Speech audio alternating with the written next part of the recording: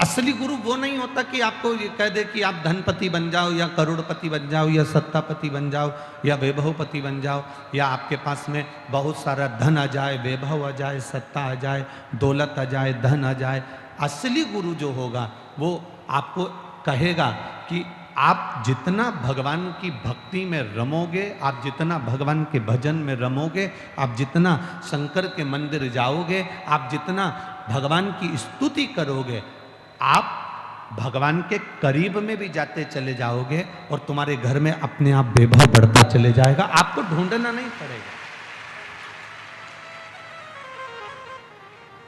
धन ढूंढने के लिए, पैसा ढूंढने के लिए, सत्ता ढूंढने के लिए, संपदा ढूंढने के लिए आपको कहीं जाने की जरूरत नहीं पड़ेगी।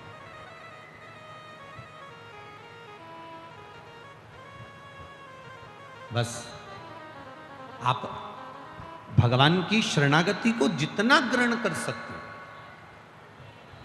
आज सोमवार के व्रत किस किस के हैं? बहुत सारों के। धर लो वापिस धर लो।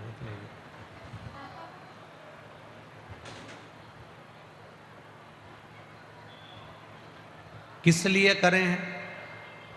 कि भगवान हमारा कोई कार्य सफल कर दे उसके लिए ना।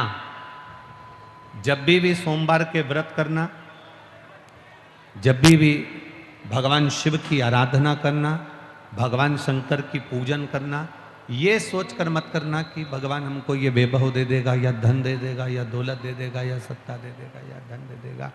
व्रत करना तो ये सोचकर करना कि बाबा देवाधिदेव महादेव अपनी शरणागति देना और एक बार तू मेरा हाथ पकड़ लेना।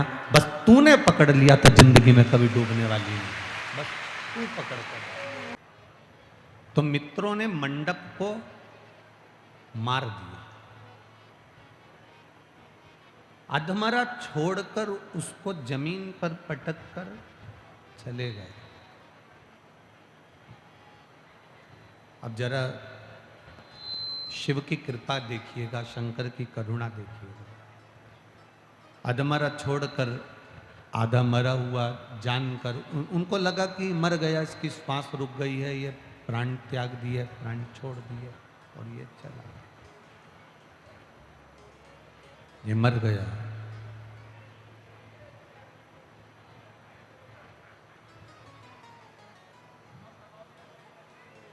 कुछ समय निकला, मंडप को होश आया, उठा।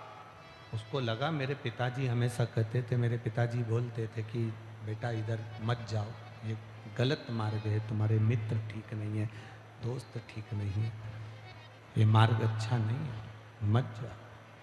पर वो मानता ही नहीं।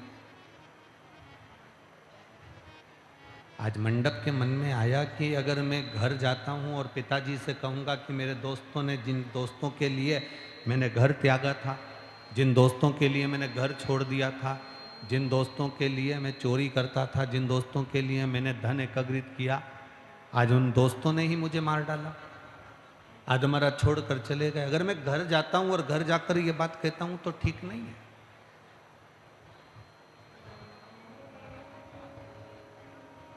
किस मुंह से हम घर जाएं? हम बेटियों से एक बात कहते आए, आज फिर इस दतिया की पावन धरा से कहना चाहें। मेरा बेटियों से निवेदन है, तुम्हारे घर में कितना भी झगड़ा हो जाए, तुम्हारे घर में कितनी भी लड़ाई हो जाए, आपस में कितना भी सास से, ससुर से, पति से, जेठानी से, देवरानी से कितना भी झगड़ा कर, पर निवेदन केवल इतना सा है कि अपने घर की देहली छोड़कर कभी कहीं मत जाओ, उस देहली के अंदर।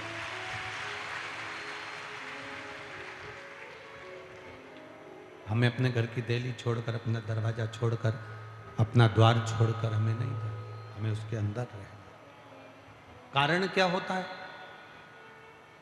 हम चले तो जाते हैं, पर बाद में केवल हमारे जीवन में पछतावा रह जाता है। मैं क्यों आ गई, इससे तो वहीं रहती तो ठीक था, वहीं रहकर नहीं पड़ती, मैं वहीं रहकर साथ थी, मैं अपने काम को देखती वहीं रहकर। अब हमारे भीतर ये भाव जागृत हो गया, हमारे भीतर ये क्रम चालू हो गया।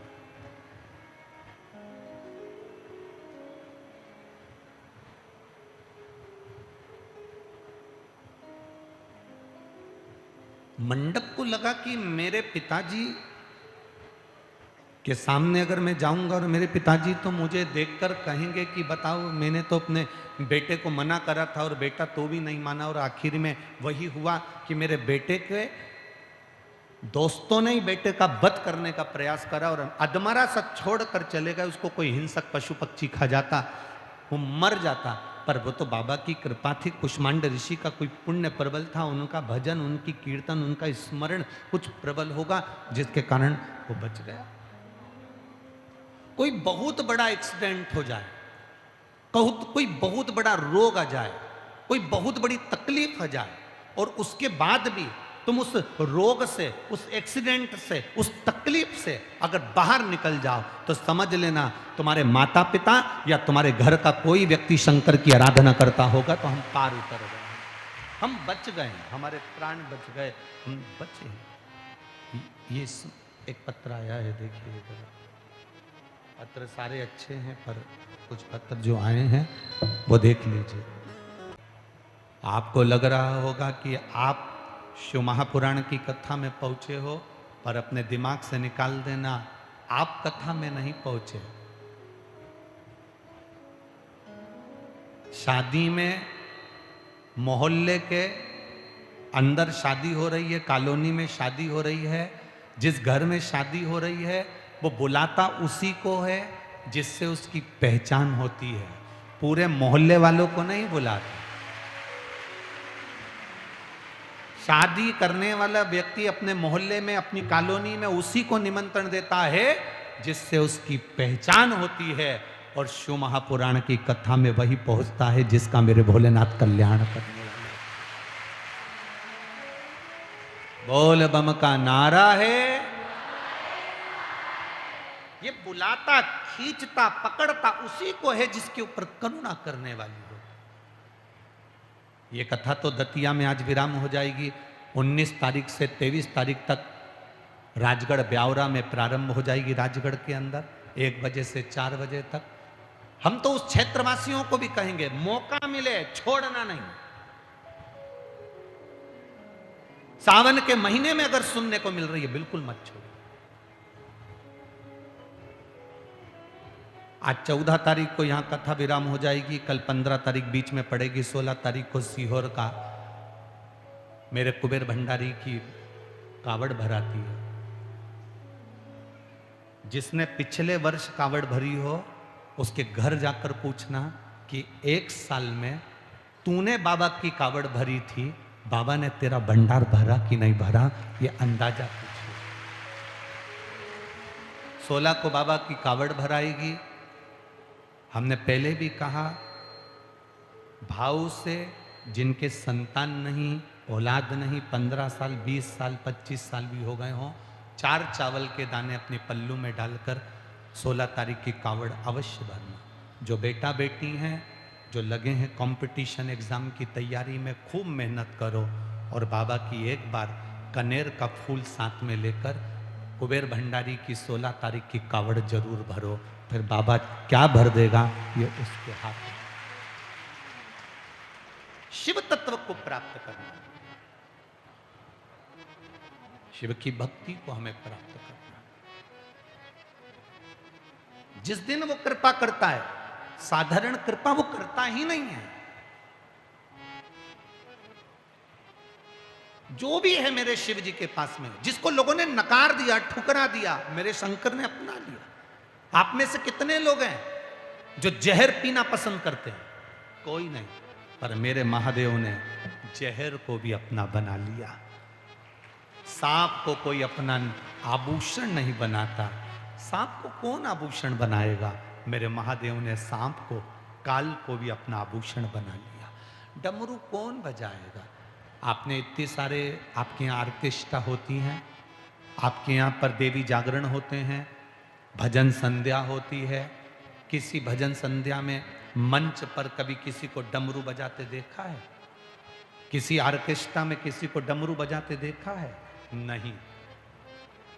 लोगों को लगता है ये बजेगा तो स्वर भी, ना ना ना, ये जिसको दुनिया ठुकरा देती है उसको मेरा बाबा अपना लेता है। मेरे बाबा ने अपना।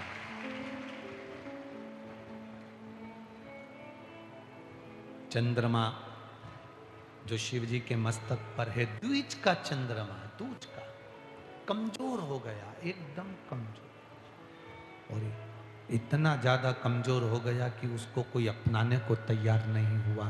तब मेरे देवाधिदेव महादेव ने उसको अपनाया।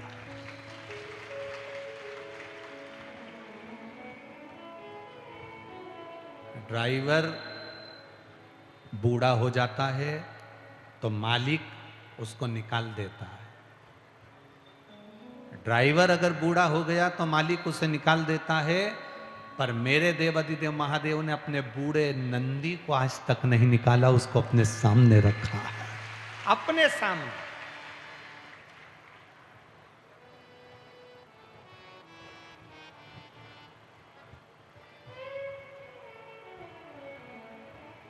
उसको अपने करीब में रखा है,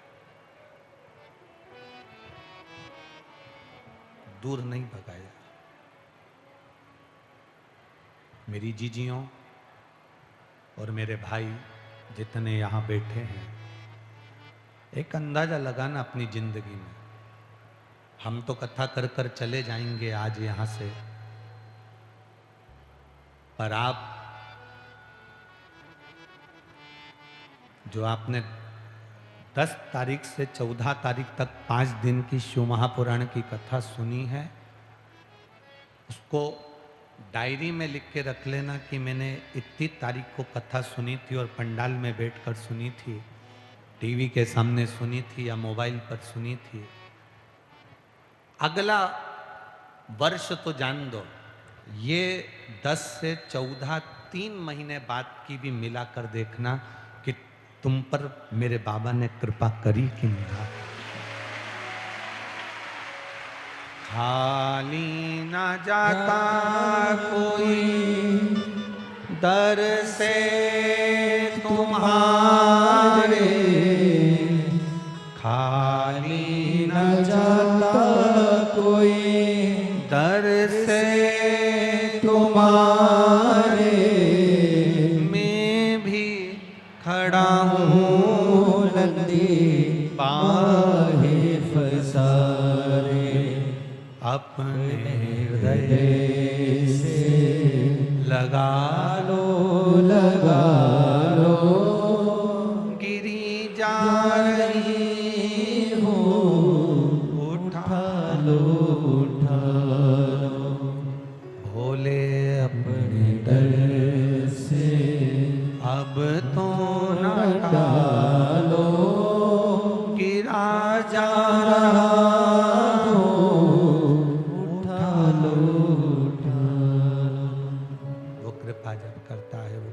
जब करता है, वो दया जब करता है, खाली नहीं छोड़ता। कुष्मांड का ऋषि के पुत्र मंडप जिस दिन किसी सही गुरु के पास पहुंच गए, फिर वो भटकना छोड़ देगा, फिर वो भटकना छोड़ देगा।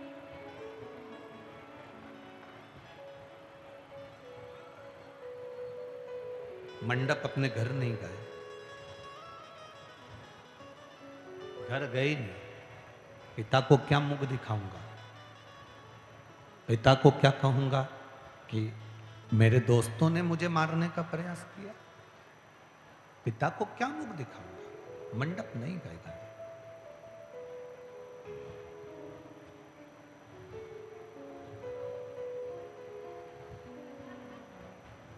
सामने शिव जी का मंदिर था,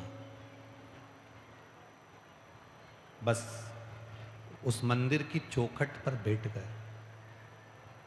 कोई आया मंदिर का दर्शन करने के लिए, जंगल में मंदिर था जहां मारा था, वहां पर मंदिर तो मंदिर, शिवालय तो शिवालय।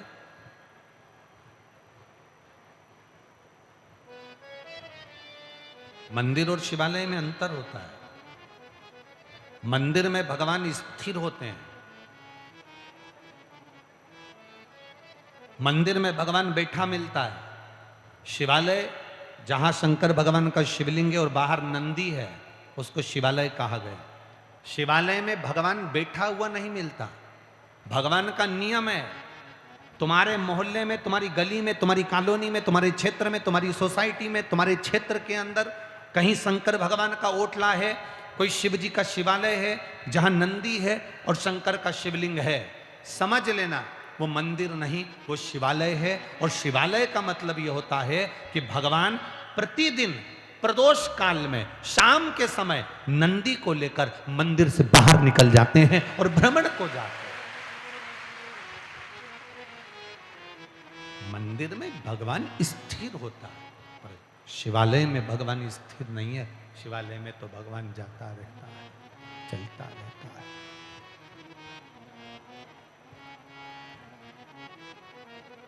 शिवालय में भगवान चल रहा है।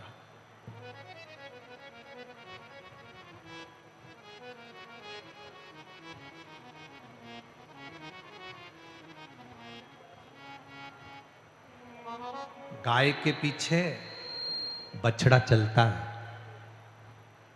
गाय के पीछे बछड़ा चलता है, पति के पीछे पत्नी चलती है, भाई के पीछे बहन चलती है, और शिव जी को जल चढ़ाने वाले के पीछे मेरा महादेव चलता है।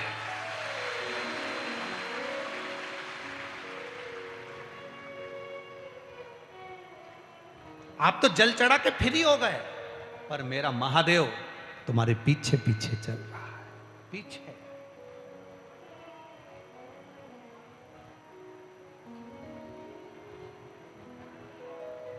कितनी भी विषम परिस्थितियां आए, कितनी भी तकलीफ आए, कितनी भी विषम परिस्थितियां हो, कितना भी दुख हो, वो पीछे से सपोर्ट करता है, पीछे से संभालता है। इसीलिए हम शिव महापुराण की कथा में कहते हैं कि जो समय आज तुम्हारा चल रहा है, जैसा समय तुम्हारा अभी चल रहा है, इस समय को खुश होकर जियो। मधुमक्खी जैसे मत बनो। मधुमक्खी का काम क्या होता है कि मधुमक्खी फूलों पर बैठती है, रस लेकर आती है, शहद बनाती है, और मधुमक्खी ये विचार करती है कि मैंने जो शहद इकट्ठा करा है इसको मैं बाद में खाऊंगी, बाद में खाऊंगी, बाद में खाऊंगी। पूरी जिंदगी मधुमक्खी शहद बनाने में लगी रहती है, शहद बनकर तैयार हो जाता है, वो सोचती रहती है खाऊंगी, बस बाद में खाऊंगी, बस बाद में खाऊंगी, और मालूम पड़े कोई आया, मधुमक्खी को भगाया, शहद निकाल कर ले गया और शहद उसका हो गया। मधुमक्खी को फिर वो शहद नहीं मिला, मधुमक्खी को फिर वो शहद प्राप्त नहीं हुआ। हम भी मधुमक्खी की तरह हो गए। बस तो अभी मेरा अच्छा समय आने वाला है, तब मैं देखूंगी। अभी बस मेरी जॉब लगने वाली है, उसके बाद देखूंगा। अभी मैंने दुकान खोलूं, बस उसके बाद देखूंगा। अभी मेरे यहाँ गाड़ी आने वाली है, बस थोड़ा सा और इंतजार करो, बस अच्छा होने वाला है, अच्छा होने वाला है, अच्छा होने वाला है, अच्छा होने वाला है। एक पति ने अपनी पत्नी से कहा, मैंने तुझे जो हार दिलाया था सोने का, तू वो पहनती क्यों नहीं है? बस देवर के लड़के की शादी होगी ना, जब पहनूंगी। और मालूम पड़े वो पत्नी को अटैक आ गया, मर गए। कोई जरूरी है कि तुम देवर के लड़के की शादी देखोगे? अरे बोलो तो जम के, कोई जरूरी है कि किसी ने कल देखा? मधुमक्खी ने इकट्ठा करा, कल मैं रस पीऊंगी, मैं शहद को पीऊंगी, मैं शहद धारण करूंगी, अपने लिए बनाया था, और मालूम पड़े वो शहद कोई दूसरा लेकर चले गया। मधुमक्खी वैसी की वैसी बैठी रह गई, वैसी की वैसी पड़ी रह गई। उसी तरह शिव महापुराण की कथा कहती है, शंकर का चरित्र कहता है, जो आज हम जिंदगी जी रहे हैं, इससे गोल्डन जिंदगी कभी नहीं हो सकती। इसको खुश होकर जियो।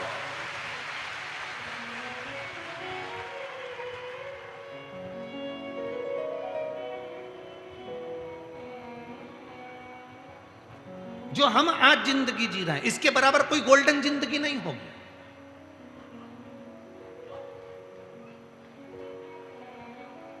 जाई विधि राखे राम, ताई विधि रही है। सीताराम सीताराम सीताराम, ये अपनी जिंदगी का एक सुख है।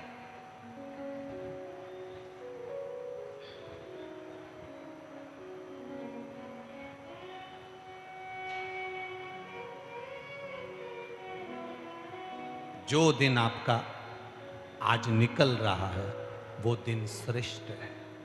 मंडप शिव जी के मंदिर के बाहर बैठ गया, कोई आया शंकर भगवान की पूजन करने के लिए, आराधना करने के लिए, और जल चढ़ाकर निकल कर जा रहा था। भूलवश वो जल का जो पात्र था, जो लेकर जा रहा था जल चढ़ाने वाला, वो जल का पात्र लुढ़क गया।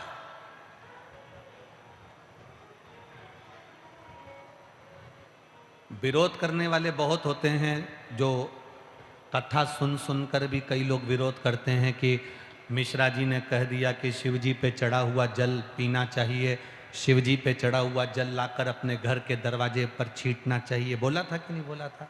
अरे बोलो तो जम के।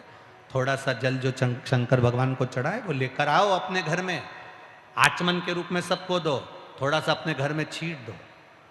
दुनिया के लोग कहते हैं इससे होता क्या है? उनसे निवेदन करूंगा, कुष्मांड ऋषि के पुत्र मंडप की कथा अपनी जिंदगी में उतारना। एक शंकर भगवान की आराधना कर कर जल चढ़ाकर आ रहा था, हाथ का खाली लोटा जिसमें वो शिव जी के चढ़े हुए चरणामृत को, शंकर भगवान के जल को लेकर आ रहा था, गंगा के जल को लेकर आ रहा था, और हाथ से वो लोटा खसक गया, हाथ से वो जल का पात्र नीचे गिर गया। जैसे गिरा, सीढ़ी पे से लुढ़कता हुआ वो पात्र नीचे आ रहा था, और उस पात्र का जल कुष्मांड ऋषि के पुत्र मंडप पर थोड़ा सा छींटा लग गया, मात्र एक अंश के बराबर छींटा, एक अंश।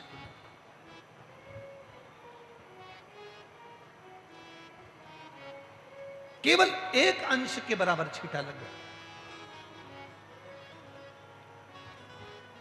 मंडप के शरीर पर जो महादेव के गंगा जल का जो छींटा पड़ा, बस मंडप की जिंदगी बदल गई। अब मंडप ने विचार करा कि अब मुझे यहाँ गांव में नहीं रहना, मेरे दोस्त मुझे देखेंगे तो मुझे फिर मारने का प्रयास करेंगे। अगर मेरे दोस्त मुझे देखेंगे तो फिर मारने का प्रयास करेंगे, मुझे गांव में नहीं रहना। अपना गांव छोड़ दिया मंडप ने, शिवालय छोड़ा मंडप ने। जैसे ही शंकर भगवान के शिवालय से बाहर निकला, थोड़ी दूर गया, वहां पर कुछ संतों की टोली जा रही थी। उन संतों की टोली में वो भी संत का भाव रखकर भजता भजता काशी पहुंच गया। और काशी में जब पहुंचा तो मां गंगा का स्नान जब संतों ने करा, इसने भी स्नान कर लिया। संतों ने पूछा, भाई बहुत दिन हो गए चलते चलते, आज 22 दिन हो गए अपने को चलते चलते, तुमने अपना नाम नहीं बताया। मंडप ने कहा, मेरा नाम मंडप है। पिता का नाम? इसको लगा अगर मैं अपने पिता का नाम बताऊंगा, इनको मालूम पड़ेगा तो ये लोग मुझे आदर देंगे, सम्मान देंगे कि कुष्मांड ऋषि का पुत्र मंडप, एक ऋषि का पुत्र मंडप, ये सब मेरा सम्मान करना प्रारंभ करेंगे। शिव महापुराण की कथा कहती, अपनी पहचान खुद बनाओ।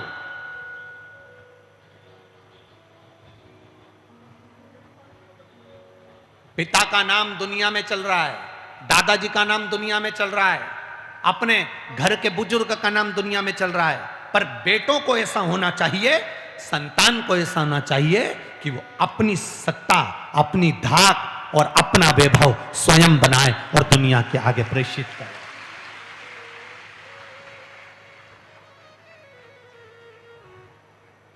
अपना वैभव स्वयं बनाए, अपनी सत्ता, अपनी धाक, अपना स्मरण स्वयं बनाए, स्वयं। और महाराज आ जाओ, आ जाओ।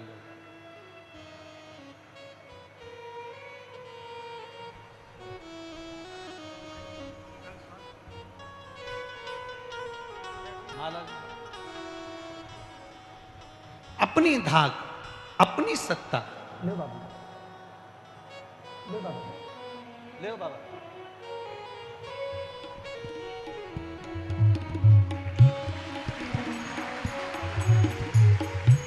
जब अपनी धाक, अपनी सत्ता, अपना वैभव अपने को स्वयं बने, दूसरे पर आश्रित होकर नहीं।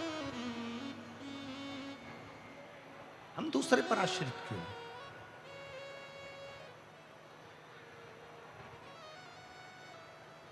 पिता का नाम चल रहा है, दादाजी का नाम चल रहा है, ताऊ जी का नाम चल रहा है, काका जी का नाम चल रहा है।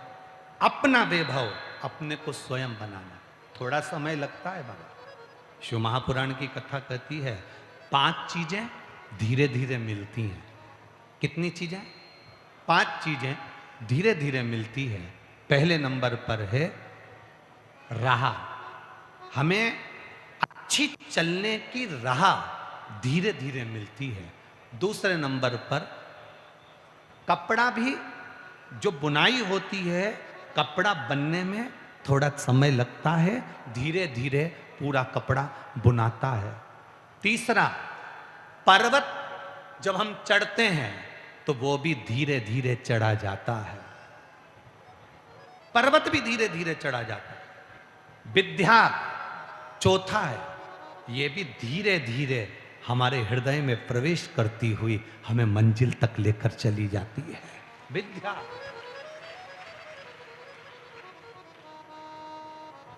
और 5वें नंबर पर है हमारा वैभव, हमारा धन, हमारी सत्ता, हमारी प्रतिष्ठा। ये भी धीरे धीरे मिलती है। एकदम कोई तुमसे आकर कह दे मेरे पास आ जाना, मैं तुमको ऐसी भभूति दे दूंगा कि तुम्हारे को एकदम गड़ा हुआ हंडा मिल जाएगा। तो तुम्हारे यहां अगर कोई ऐसा हंडा निकालने वाला हो तो हमको भी बता देना, हम भी आ जाएंगे। अगर कोई तुमसे कहे कि मेरे पास में ऐसी चीज रखी है, बस मैं ऐसी फेंकूंगा और तुम्हारा काम हो जाएगा, मैं ऐसा मारूंगा और तुम्हारा काम हो जाएगा, ना ना ना ना बाबा। जो ललाट पर लिखा है, जो भाग्य में लिखा है, उसको भोगना पड़ेगा। और याद रखना, ललाट पर अगर दुख लिखा है तो इतना याद रखना, उस दुख को कोई दूसरा काट नहीं सकता। काटेगा तो तुम्हारा एक हाथ से चढ़ा हुआ महादेव को चल, वो तुम्हारे दुख को काट सकता। ना सियोर वाला महाराज तुम्हारे दुख को काट सकता है, ना दुनिया का कोई महाराज तुम्हारा दुख काट सकता है। फालतू की बात।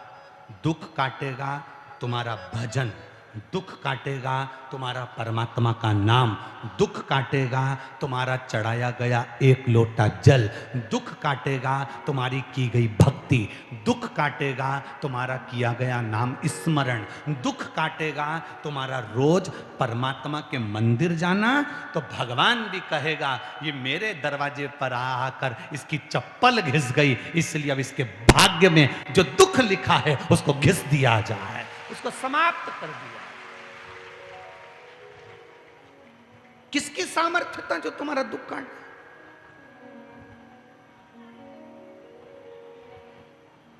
ईमानदारी से बोलना, राम जी के समय में क्या गुरु कमजोर थे? अरे बोलो जम के, और कमजोर थे? अगर दुख काटने वाले उस समय पर भी थे तो क्या राम जी का दुख काट देते? 14 वर्ष उन्हें वन नहीं जाने देते?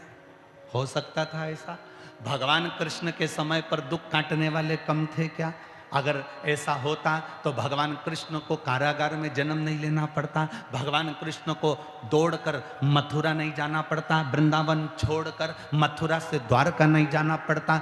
परिश्रम करा है, संघर्ष करा है, अपने कर्म को करा है, अपनी मेहनत को करो, अपने कर्म को करो, अपने परिश्रम को करो, और जितनी मेहनत कर सकते हो उतनी करो। और मेहनत के साथ में मेरे महादेव के चरण पकड़कर एक लोटा जल चढ़ाते हुए आगे बढ़ते चलो। ये जीवन का एक आनंद है।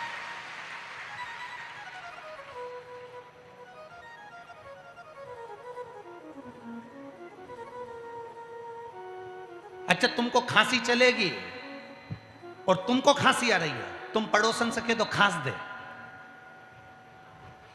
उसके खांसने से काम चल जाएगा? अरे बोलो तो रीजी जी हो नहीं। अब तुम्हें छींक आ रही है, तुम पड़ोसन को क्यों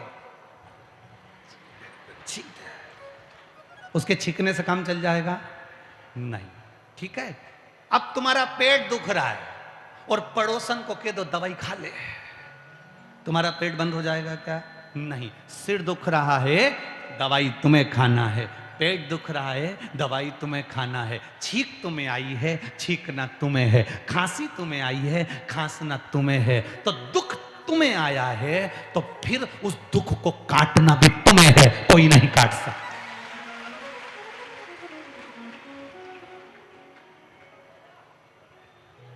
व्यर्थ के प्रपंच में मत पड़ना।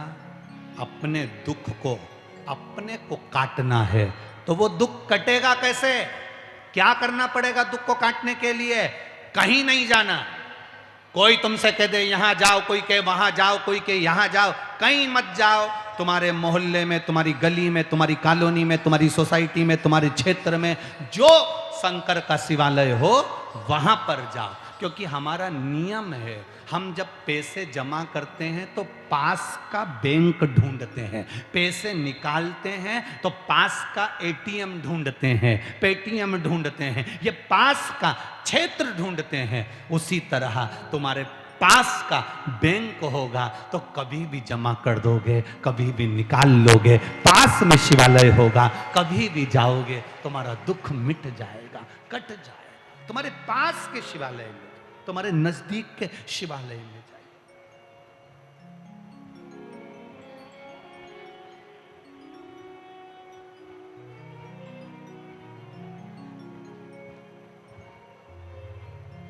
कोई जाए जो काशी में मेरा बेगा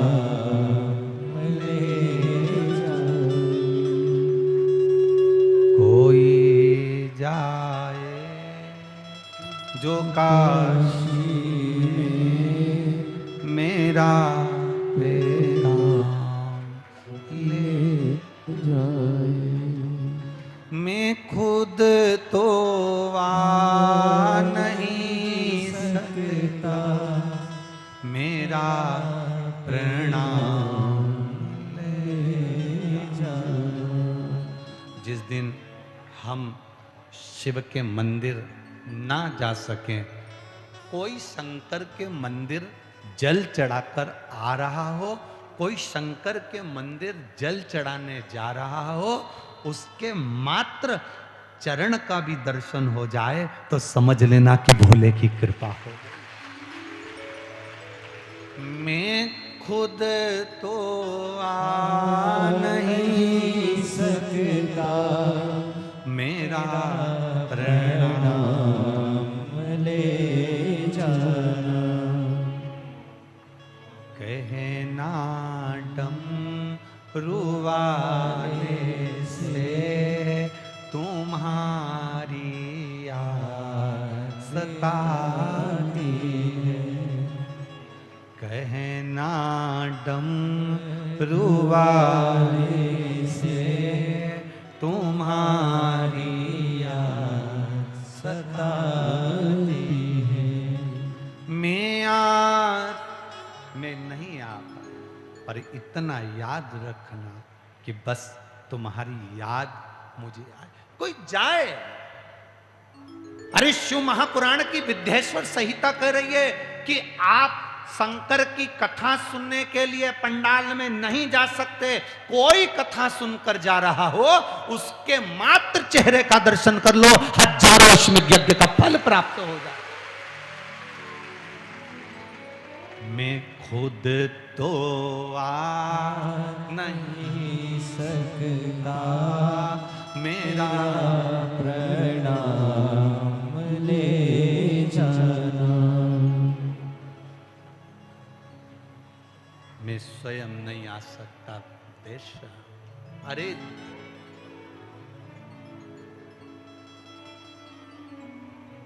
हेलीकॉप्टर कहीं पर भी उतर जाता है क्या? अरे बोलो जम के जरा।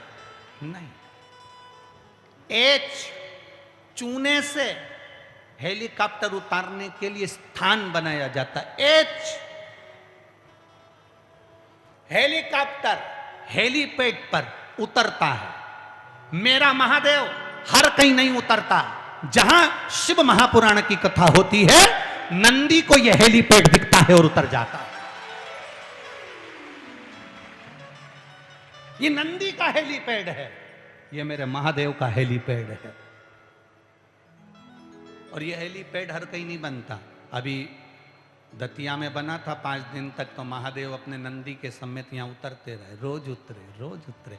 जब तो तुम्हारा भंडार भराएगा तब तो कृपा करेगा। वो रोज उतरा। अब ये नया हेलीपैड बन रहा है। वो तो जब जब कहते हैं नेताजी आते हैं तब हेलीपैड बनता है, तो जब महादेव आता है तब शिव महापुराण का पंडाल बनता है। ये अब अभी यहाँ बन गया, अभी अगला हेलीपैड बनने वाला है राजगढ़ में।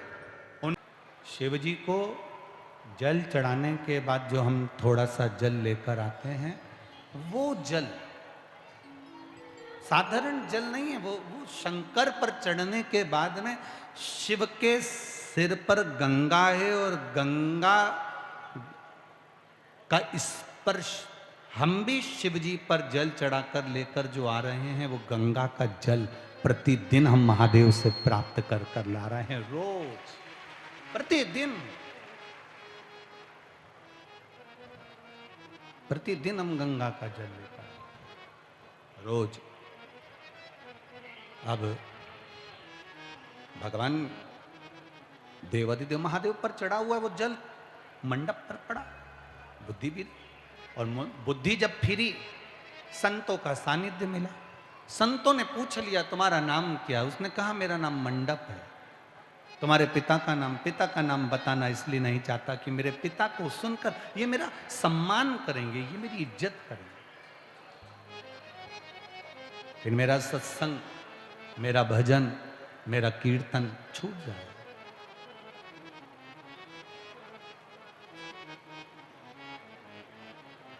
माता पिता के सामने, गुरु के सामने, अपने घर में अपनी पत्नी या पति के सामने आप जब भी जाएं, आप कितने बड़े भी पद पर हों, औहदे पर हों, प्रतिष्ठा पर हों, कितने बड़ा भी आपके पास में कुछ भी वैभव हो, अपने माता पिता और अपने घर के अंदर अपने गुरु के सम्मुख में वो वैभव तुम्हारा शून्य होना चाहिए, तो समझो कि तुम उन्नति की ओर बढ़े।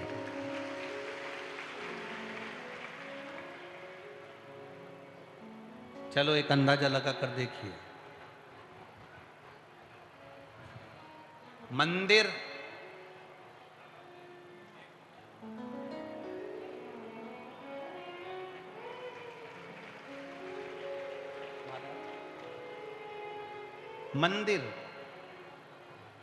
कितना बड़ा बनता है?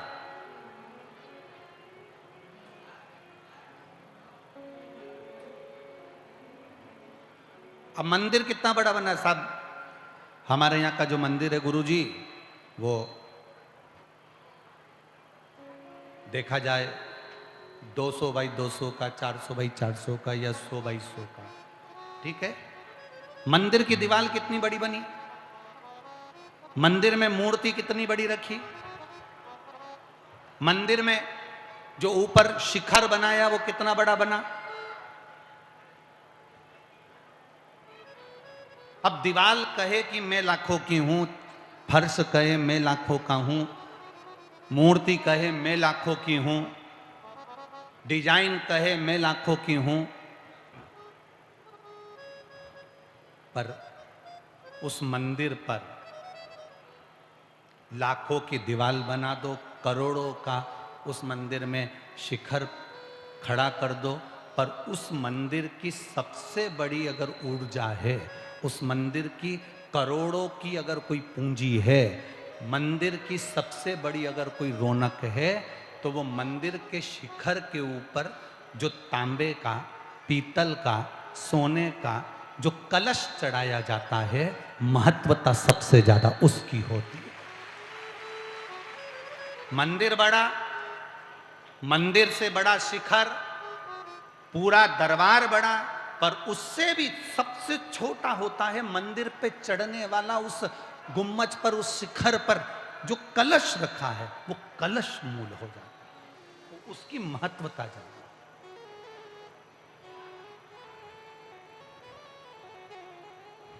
है। जितने ऊपर बढ़ते जाओ, जितने ऊपर की ओर चढ़ते जाओ, उतने अपने मन से छोटे होते चले जाना।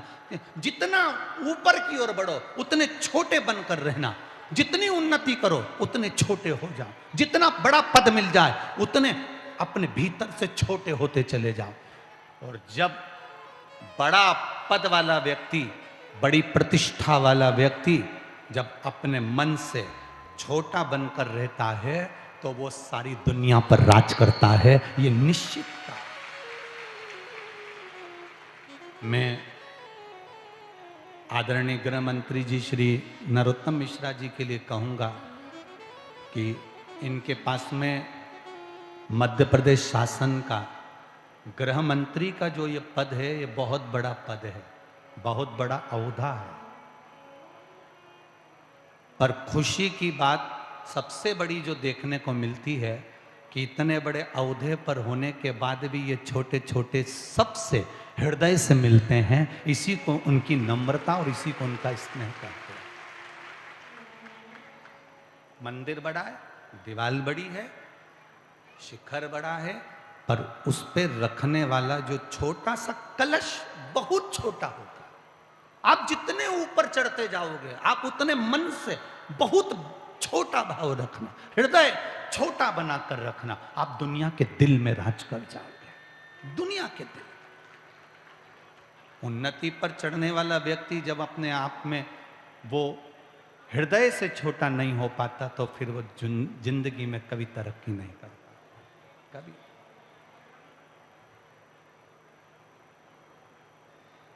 बड़े बर्तन कभी कभी घर में काम में आते हैं, पर छोटे छोटे बर्तन, कटोरी, प्लेट, चम्मच तो रोज काम में आते हैं, रोज।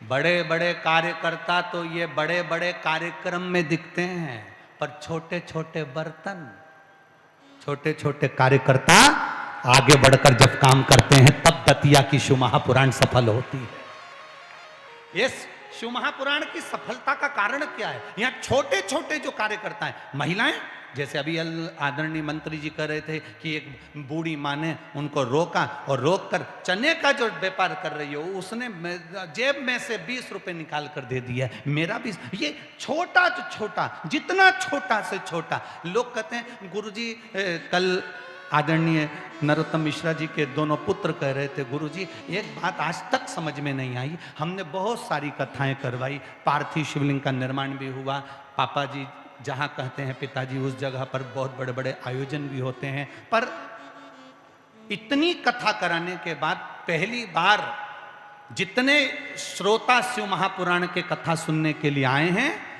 इनके अंदर जो तेज, इनके अंदर जो भक्ति और इनके अंदर जो विश्वास देखा वो कभी नहीं देखा, वो कभी नहीं देखा।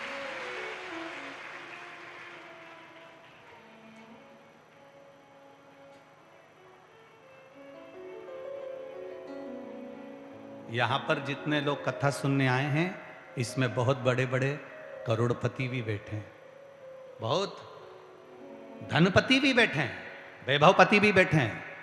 ये कथा तो दतिया में हो रही है, इससे पहले ये कथा एक बार हो सकता है 8 महीने पहले झांसी में हो जाती, चतुर्वेदी परिवार यहाँ बैठा होगा, वो कथा करवाने वाले थे, पर उन्होंने देखा इतना भीड़, इतना भीड़, इतना भीड़। कार्यकर्ताओं ने सोचा कि करवा तो लेंगे, पर उन्होंने कहा कि भीड़ बहुत ज़्यादा है, संभालना बड़ा मुश्किल है, तो फिर वो कथा कैंसिल हुई, फिर आगे बढ़ी। तो ये तो एक क्रम है। और बाबा चाहेगा तो अभी एक बेटी ने पत्र लिखा है,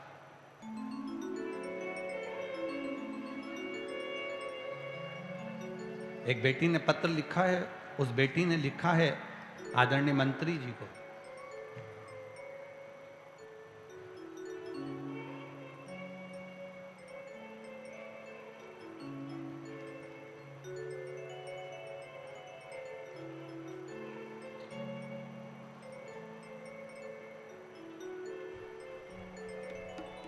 इसी में एक पत्र एक बेटी ने लिखा है। उन्होंने लिखा है कि आदरणीय मंत्री जी से हम निवेदन करेंगे और मां पीताम्बरा से निवेदन करेंगे कि मंत्री जी आपसे बस एक निवेदन रहेगा कि आपने दतिया को सब कुछ दिया।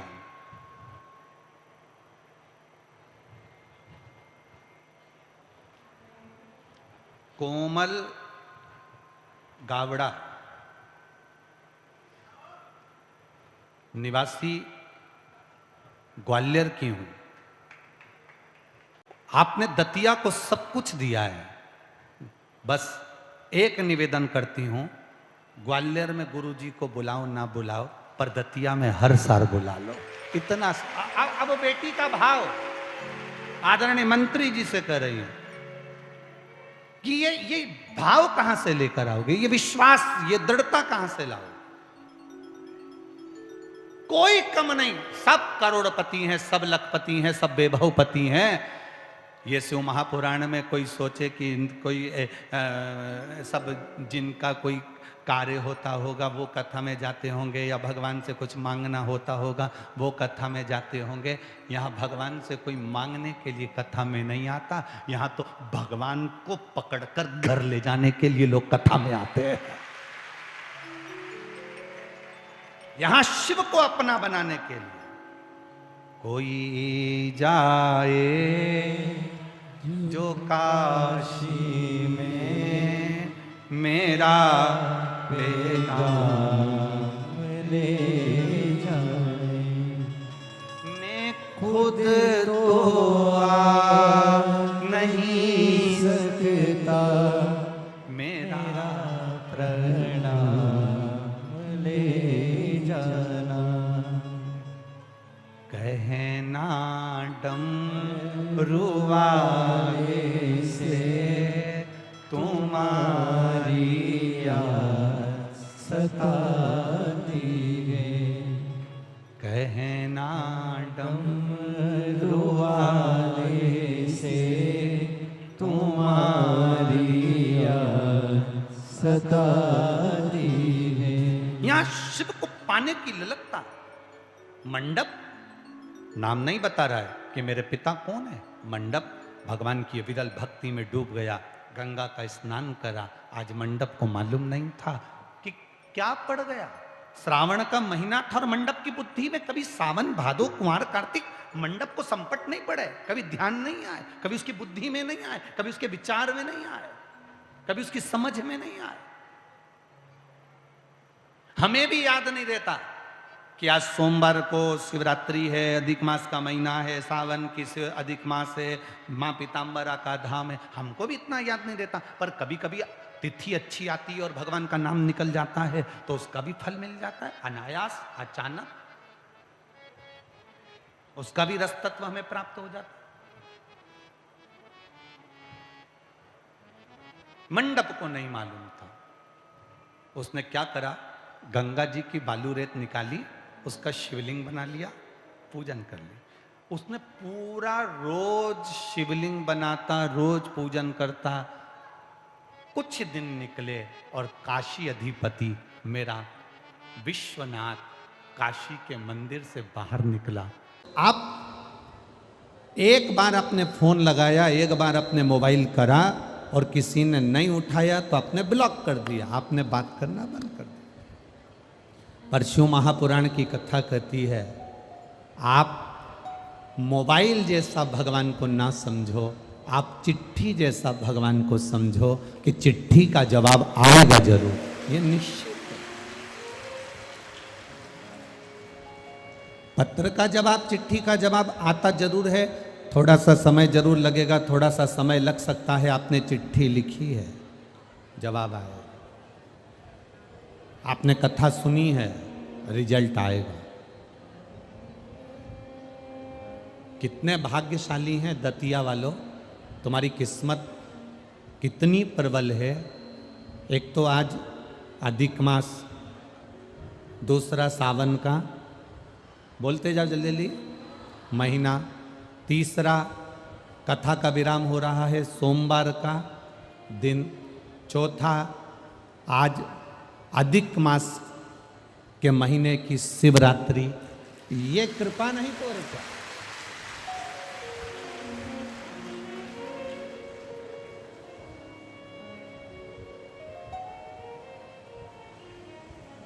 ये करुणा नहीं तो और क्या है? किसी ने हमारा पुराना वीडियो चला दिया कि गुरुजी अधिक मास के महीने की जो शिवरात्रि आएगी तो उस पर अभिषेक कराएंगे। ना ना ना, हम सावन की जो शिवरात्रि रहती है एक, उसमें हम लोग अभिषेक ऑनलाइन कराते हैं। बाकी का आज सोमवारी है, अधिक मास है, और सोमवार अधिक मास के चलते हुए शिवरात्रि है। आप भगवान शंकर की खूब भक्ति करो, अपने अपने घर में प्रेम से पार्थिव पूजन भी करो और शिव जी का स्मरण करो, किसी को मना नहीं है। बड़े प्रेम से आप भगवान शंकर की भक्ति करो, पार्थिव पूजन करो, आनंद से भगवान का स्मरण करो। शिव भक्ति, भगवान को मोबाइल जैसा नहीं समझना कि फोन लगाया और भगवान तुरंत हमारा काम। ना ना ना ना, थोड़ा इंतजार करिए, पत्र का इंतजार करिए, जवाब आएगा, जरूर आएगा जवाब।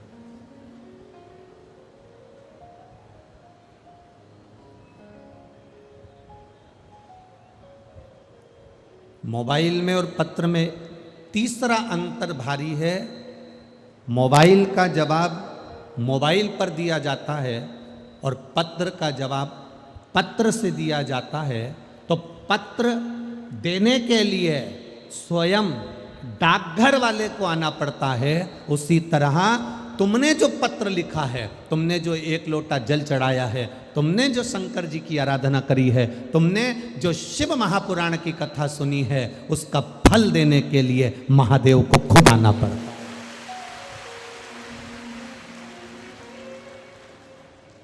कोई दूसरा नहीं आता है।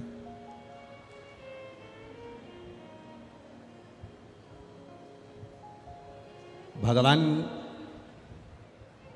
नारायण, भगवान शिव, भगवान का कोई भक्त अगर प्राणों को त्यागता है, भगवान का कोई भक्त अगर प्राणों को त्यागता है तो भगवान विष्णु के पार्षद, इनमें आवाज नहीं आ रही है ऊपर के बिल्कुल भी, भगवान विष्णु के,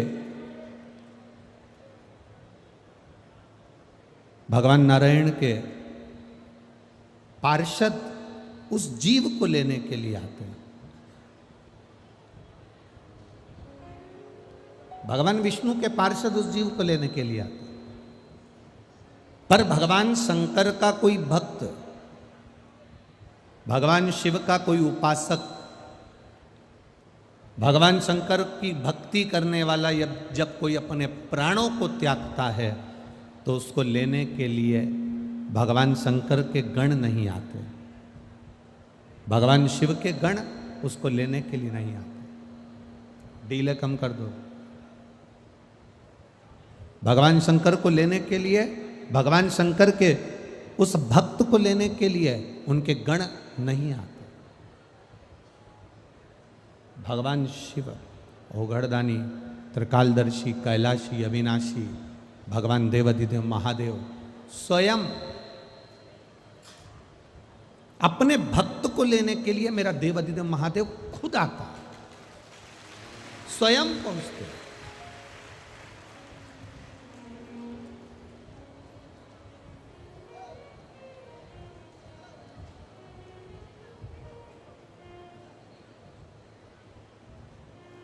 और जब मेरा देवाधिदेव महादेव स्वयं पहुंचता है तो वो एक जीवन का सुख प्रदान करता है, एक आनंद प्रदान करता है, एक रसतत्व प्रदान करते हैं, एक आनंद की अनुभूति दे देते हैं, एक सुख प्रदान कर देते हैं।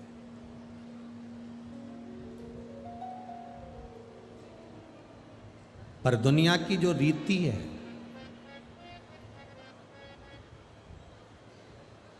दुनिया का जो रीत है, दुनिया का जो क्रम है, वो बड़ा विचित्र है। किसी अंधे व्यक्ति की आंख, किसी अंधे व्यक्ति की आंख की रोशनी वापिस आ जाए तो वो सबसे पहले क्या करेगा?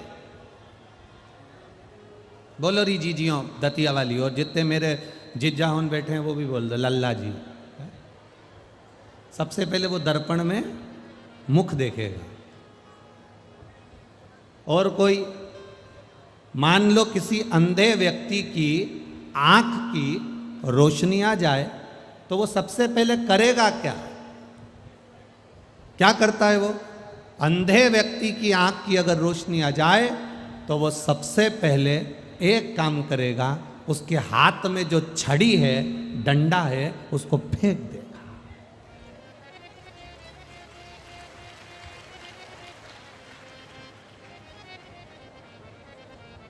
बोलो सही है कि गलत है? आंख आने के बाद कोई वो छड़ी लेकर, वो कोई डंडा लेकर कोई वो चलता है क्या?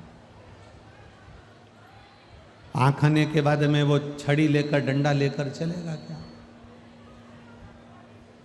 नेत्र आने के बाद किसी अंधे व्यक्ति के अगर नेत्र आ गए, आंखें आ गई, तो वो सबसे पहला काम करता है, उसके हाथ की जो छड़ी है, उसके हाथ का जो डंडा है, उसके हाथ में जो छड़ी रखी है, जो लाठी रखी है, उसको वो फेंक देता है, कोने में पटक देता है,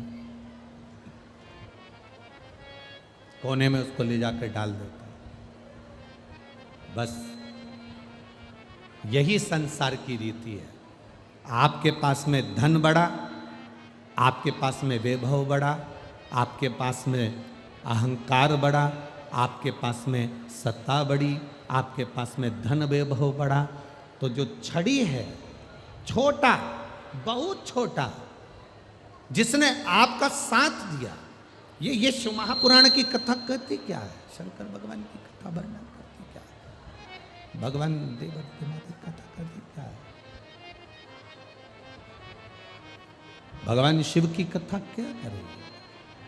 भगवान शंकर की कथा कह क्या रही है?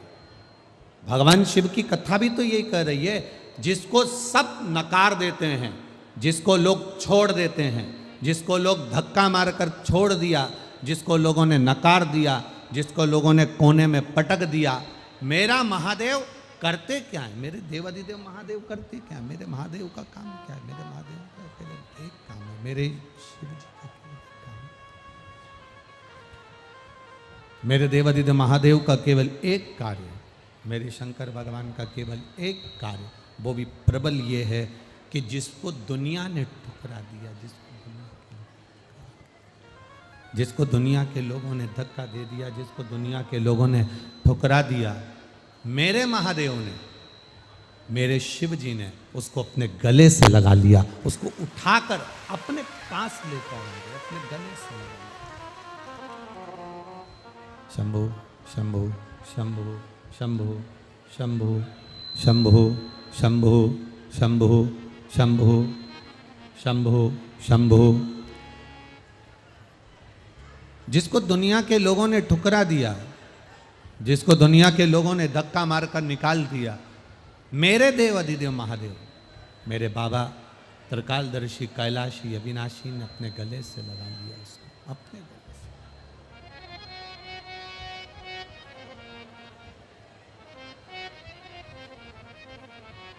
भोला सब दुख काटो,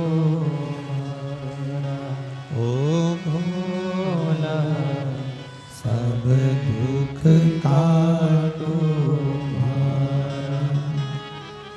शिव शंकर जपो तेरी माला, भोले बाबा जपो तेरी माला, भोला सब दुख काटो, ओ भोला सब दुख काटो। शिव का कार्य केवल एक है, जिसको दुनिया धक्के मारकर निकाल देती है, जिसको दुनिया धक्के देकर निकाल देती है, मेरे देव अधिदेव महादेव उसको अपने गले से लगा लेते हैं। मेरे शिव अपने गले से उसको लगा लेते हैं। एक बड़ा सुंदर प्रसंग शिव महापुराण की कथा में आता है महाराज जी।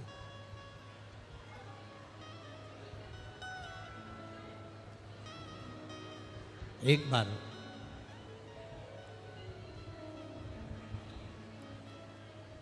मां पार्वती कैलाश पर विराजमान थी और माता पार्वती जब कैलाश पर विराजमान थी, देवाधिदेव महादेव ने मां जगतजननी पार्वती जी से पूछा कि पार्वती जी, आज आप मौन होकर बैठी हुई हो, बात क्या है? पार्वती जी, आज आप मौन होकर बैठी हुई हो, एकदम चुप, स्थिर, मौन, बात क्या है?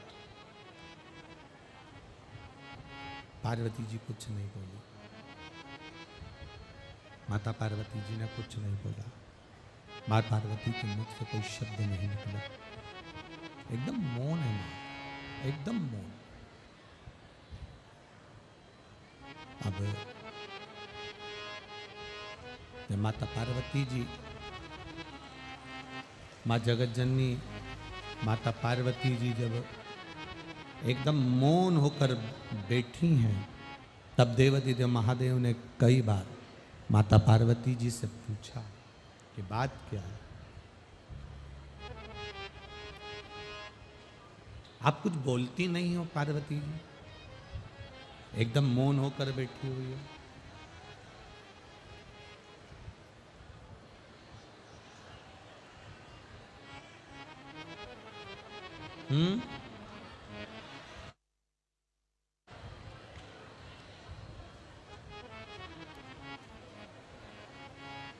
पार्वती जी,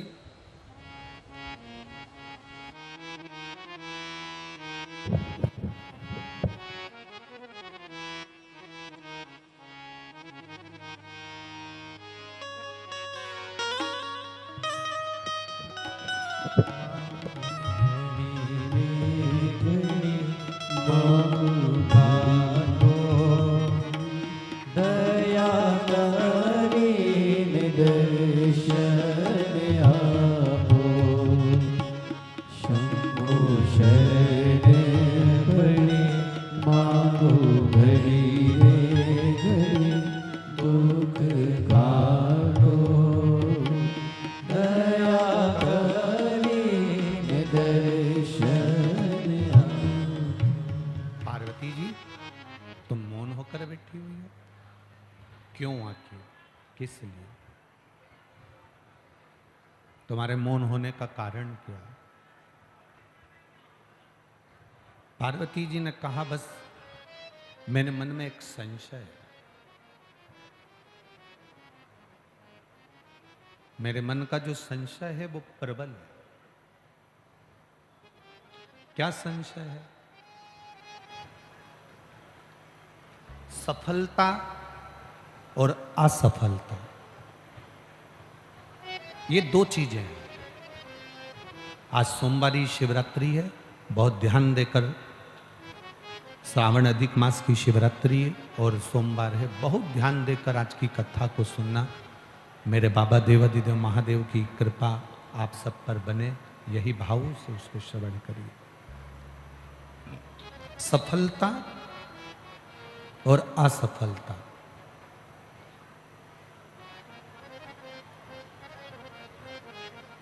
ये दो अलग अलग पहलू हैं।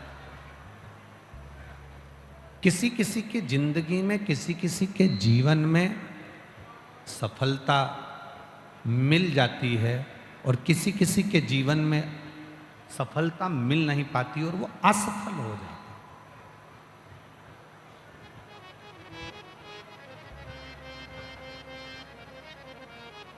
पार्वती जी ने शिव जी से कहा कि मैं इतना सब पूछना चाहती हूं कि संपूर्ण विश्व में, संपूर्ण जगत में, संपूर्ण जलचर, थलचर में, वायुचर में जितने जीव हैं जो सफलता के लिए प्रयास करते हैं और मालूम पड़े वो असफल हो जाएं, तो क्या उनको प्रयास करना छोड़ देना चाहिए? भगवान देवाधिदेव महादेव ने कहा, नहीं नहीं नहीं पार्वती, ऐसा नहीं।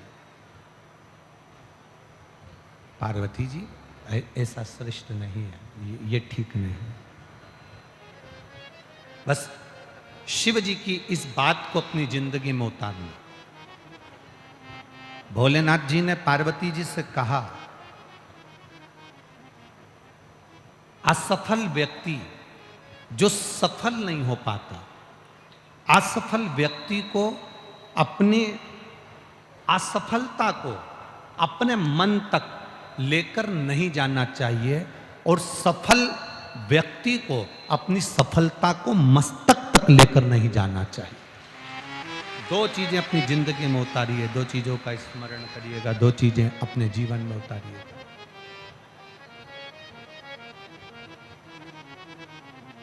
हार गए, असफल हो गए, आपने कोई कंपटीशन एग्जाम दिया, नहीं निकल पाए, नहीं आप उस कंपटीशन एग्जाम में सफल हो पाए, तो इस बात को अपने मन में लेकर मत जाओ। मन में लेकर जाओगे तो जिंदगी में फिर आगे कभी नहीं बढ़ पाओगे।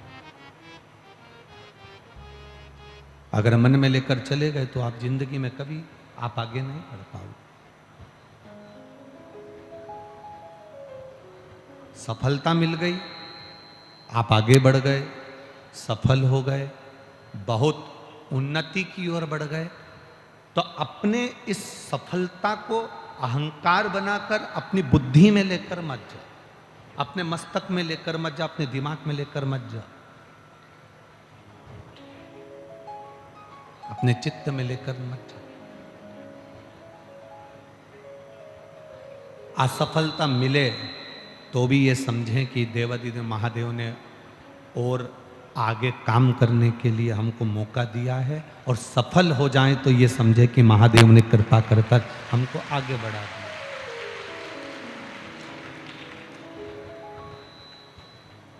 एक समर्पण का भाव, एक समर्पण का एक भाव जब हमारे भीतर आएगा, जब हम सफलता के लिए आगे बढ़ें और हम अपनी जिंदगी में जब अग्रण्यता की ओर आगे बढ़ते चले जाएं, तब हमारे भीतर ये भाव प्रकट ना हो कि मैंने सब कुछ करा है। ना ना, अभी माननीय डॉक्टर नरोत्तम मिश्रा जी कह रहे थे कि ना हम कुछ करे हैं, ना तुम कुछ करे हो, जो कुछ करा है माँ पीताम्बरा माई ने करा, ध्रुमावती माई ने और भोलेनाथ जी ने करा।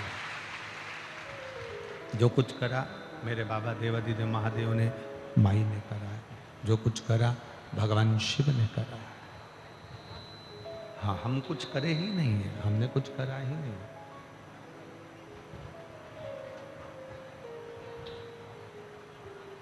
एक सफलता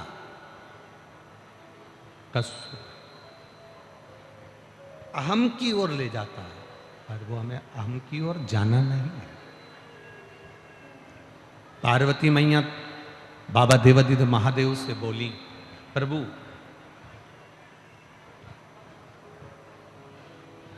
आपका एक भक्त है,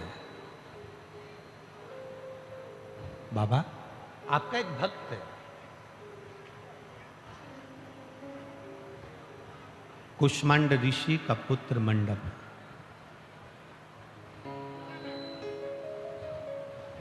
एलईडी चालू करो, एलईडी वालों, एलईडियां चालू करी, एलईडियां बंद हो गई हैं। या अंदर का माइक बड़ा, अंदर नहीं आ रही आवाज। एलईडियां चालू कर दीजिए। पार्वती मैया ने कहा आपका एक भक्त है, बाहर की आवाज अंदर आ रही है, अंदर की नहीं आ रही है। आपका एक भक्त है जिसका नाम है कुष्मांड ऋषि का पुत्र मंडप।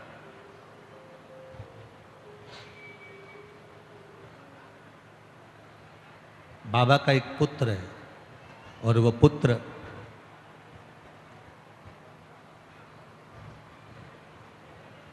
गलत मित्रों की सानिध्य में आ गया, गलत मित्रों के संग पड़ गया, गलत मित्रों के कारण,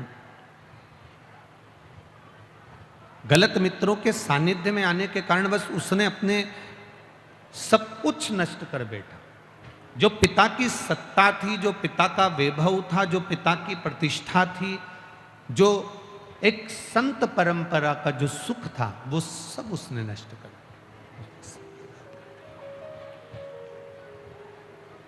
उसने सब नष्ट कर दिया।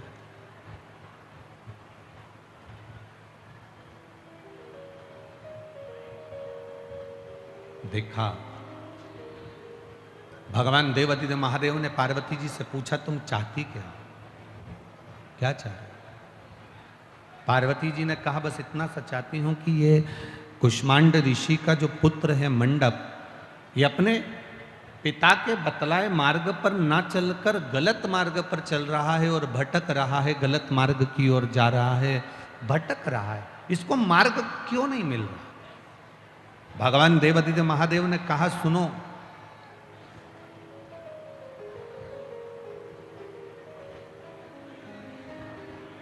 पार्वती, जिस दिन